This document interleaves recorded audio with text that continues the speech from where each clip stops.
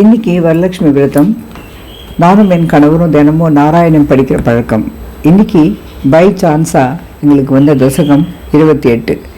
அது என்னென்னா, லக்ஷ்மி பார்க்கடலிலிருந்து தோன்றி அவளுக்கு சுயம்பரம் நடக்கிற அந்த அற்புதமான காட்சியை பட்டத்திரி ரொம்ப அழகாக வர்ணிச்சிருக்கிற அந்த தசகம்.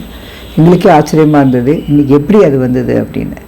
லக்ஷ்மியோட தொடர்புடைய அந்த தசகம் இன்றைக்கி வந்ததே எனக்கு ஒரு பெரிய ஆசீர்வாதமாக இருந்தது. அதில் முதல் ஸ்லோகத்தில் என்ன சொல்கிறாருன்னா, ஆலகால விஷம் வரும்போது அந்த சிவன் பருகினார். அதுக்கப்புறம் பார்க்கடலை கடைந்ததால் உச்சைஸ்ரவஸ்ங்கிற குதிரை, காமதேனு, ஐராவதம், கற்பக மரம், அப்சர பெண்கள் அதெல்லாம் அதெல்லாம் தேவர்களுக்கு கொடுத்தா இல்லையா குருவாயூரப்பா அப்படிங்கிறார் பட்டதிரி. அப்புறமா தான் மகாலட்சுமி தோன்றினாலாம் பார்க்கடல்ல. அவ்வளோ அழகா உன்கிட்டேயே மனசை செலுத்தின அவள் தோன்றின உடனே அங்கே இருந்தவர்கள் எல்லார் மனமும் அவளையே நாடியதான். அப்போது தேவேந்திரன் மகாலட்சுமிக்கு மணிமயமான ஒரு ஆசனத்தை அளித்தான். முனிவர்கள் எல்லாரும் அபிஷேகத்துக்கு உரிய பொருட்களெல்லாம் கொண்டு வேத மந்திரங்களை சொல்லி அவளுக்கு அபிஷேகம் நடந்துதான். அந்த அபிஷேகத்தின் போது மகாவிஷ்ணுனுடைய கடைக்கண் பார்வை அந்த தண்ணியோடு விழுந்து மகாலட்சுமியோட அங்கங்களை இன்னும் அழகுபடுத்திதான். அப்போ தேவர்கள் அந்த லக்ஷ்மியை ரத்தன குண்டலங்களாலும் மஞ்சள் பட்டாடைகளாலும் முத்து மாலைகளாலும் அலங்கரித்தார்களாம். அப்போது அழகாக ஒரு சுயம்பர மாலையை கையில் எடுத்துன்னு ஜல் ஜல்னு வந்தாலாம் மகாலட்சுமி. அப்போ அவரோட கால்கள் சிலம்புகள்லாம் அழகாக ஒலித்துட்டு வெட்கத்தோடு அவ்வளோ அழகாக இருந்தவள் நேராக விஷ்ணுவை அடைந்து அவர் கழுத்தில் மாலையை போட்டார். அப்படின்னு அந்த காட்சியை ரொம்ப அழகாக வர்ணிக்கிற இன்னைக்கு படிப்பதற்கு மிகவும் ஏற்றது இல்லையா? அதை நான் உங்களுக்காக இப்போ படிக்கிறேன்.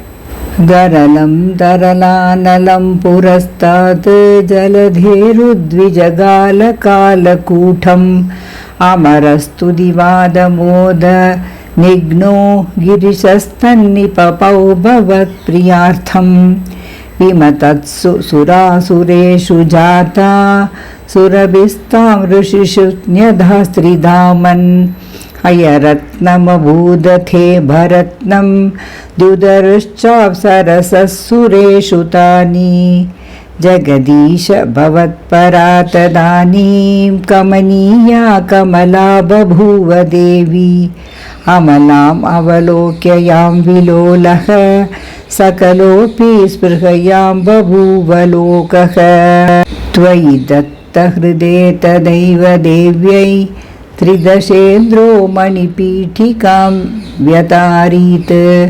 सकलोपहृताभिषेचनीयैः ऋषयस्तां श्रुतिगीद्भिरभ्यसिञ्छन् अभिषेकजलानुपादिमुग्ध त्वदपाङ्गैरवभूषिताङ्गवल्लीं मणिकुण्डलपीतचेलहार प्रमुखैस्तामराधयोन्मभूषन् वरणस्रजमात्तभृङ्गनादां ददती सा कुचकुम्भमन्दयाना पदसिञ्चितमञ्जुनूपुरा त्वां कलितव्रीलविलासमाससाद गिरिशदृह्णादि सर्वदेवानि गुणभाजोऽप्यविमुक्तदोषलेशान् अवमृश्य सदैव सर्वरम्ये निहिता त्वय्यनयापि दिव्यमाला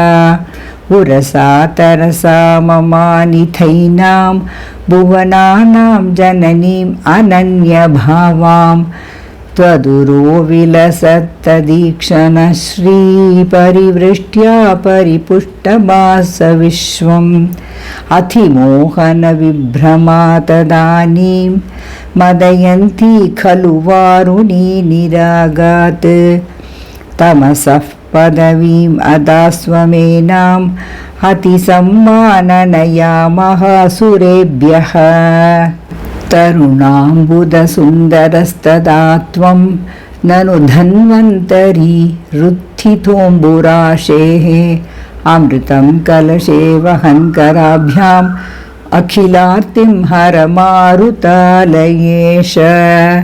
கடைசியில் தன்வந்திரி பகவான் அமிர்த கலசத்தை கையில் ஏந்தி கொண்டு தோன்றினாராம். அப்படிப்பட்ட அந்த அழகான தசகம் மகாலட்சுமி கிட்ட நம்ம வேண்டுற அந்த நல்ல அழகு, செல்வம், நல்ல ஆயுஸ், நோயற்ற வாழ்வு இதெல்லாம் சேர்ந்து வர்றதால இந்த தசகம் இன்னைக்கு எங்களுக்கு அமைஞ்சது ஒரு பெரும் பேர். அது உங்களோட பகிர்ந்து கொள்வதில் நான் ரொம்பவும் சந்தோஷப்படுகிறேன். மகாபெரிவா சரணம்.